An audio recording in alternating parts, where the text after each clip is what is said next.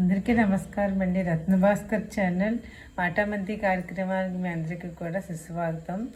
మనం పుట్టినప్పటి నుంచి వయసు పెరుగుతూనే ఉంటుంది.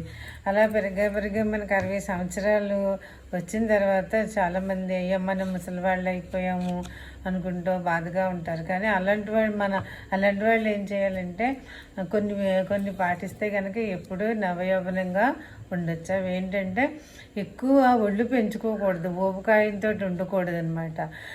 నెక్స్ట్ బరువులు చిన్న బరువులు ఎత్తాలి, మరి పెద్ద కాకుండా చిన్న బరువులు ఎత్తుతూ ఉండాలి. నడవాలి. మద్యాన్ని దూరం పెట్టాలి, సిగరెట్లు మద్యం ఇలాంటి దురలవాట్లకి దూరంగా ఉండాలి. నెక్స్ట్ ప్రకృతిలో తిరుగుతూ ఉండాలి. ఇంట్లోనే కూర్చోకుండా ప్రకృతిలో తిరుగుతుంటే మనకి ఫ్రెష్ ఎయిర్, ఆక్సిజన్ కూడా ఉండి ఆరోగ్యం బాగుపడుతుంది. కొత్త విషయాలు నేర్చుకోవాలి. మనం పాత విషయాలు లేకుండా మనం ఇదివరకు ఎప్పుడో నేర్చుకుందాం అనుకున్న విషయాలను ఇప్పుడు టైం ఉంటుంది కాబట్టి మనం అవి నేర్చుకోవడానికి ట్రై చేస్తే కొత్త ఉత్సాహం వస్తుంది. నెక్స్ట్ సూర్యరశ్మి తగిలేలా ఎండలా నుంచుంటే మనకి డి విటమిన్ వచ్చి మన అవయవాలన్నీ కూడా బాగా పనిచేస్తాయి. చిరుతిళ్ళు ఇది మానేయాలి. అస్తమాన అవి ఇవి తినడం మానేసి పళ్ళు అవి మన ఆరోగ్యానికి ఆరోగ్యం బాగుపడే పదార్థాలన్నీ కూడా తినాలన్నమాట. నెక్స్ట్ ఏంటంటే స్నేహితులతోటి, కుటుంబ సభ్యులతోటి ఆనందంగా గడపాలి.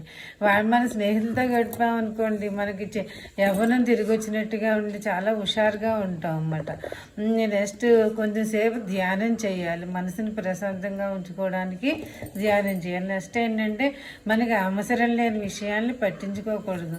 మనం ఎవరైనా ఏదైనా అడిగితేనే సలహా చెప్పడం నేర్చుకోవాలి, లేకపోతే మౌనంగా ఉండడం అలవాటు చేసుకోవాలి. నెక్స్ట్ ఎప్పుడు ప్రశాంతంగా ఉండాలి. అంటే సాధ్యం కాదు, కాకపోతే అలా ఉండడానికి ట్రై చేయాలన్నమాట. నెక్స్ట్ ప్రతి వాళ్ళతోటి ప్రేమగా ఉండాలి. వాళ్ళు మనతో ఎలా ఉన్నా కానీ మనం వాళ్ళతోటి ప్రేమగా ఉండడం నేర్చుకోవాలన్నమాట. అలా ఉంటే అందరూ మనతో కూడా బాగానే ఉంటారు.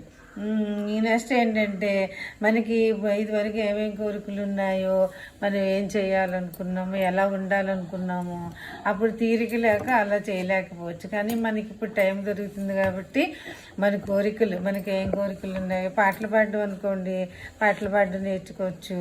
ఇలా డ్రాయింగ్ ఇలాంటివన్నీ కూడా మనం నేర్చుకోవచ్చు అన్నమాట. ఈ విధంగా నేర్చుకుని ఆనందంగా ఉండాలని కోరుకుంటున్నాను.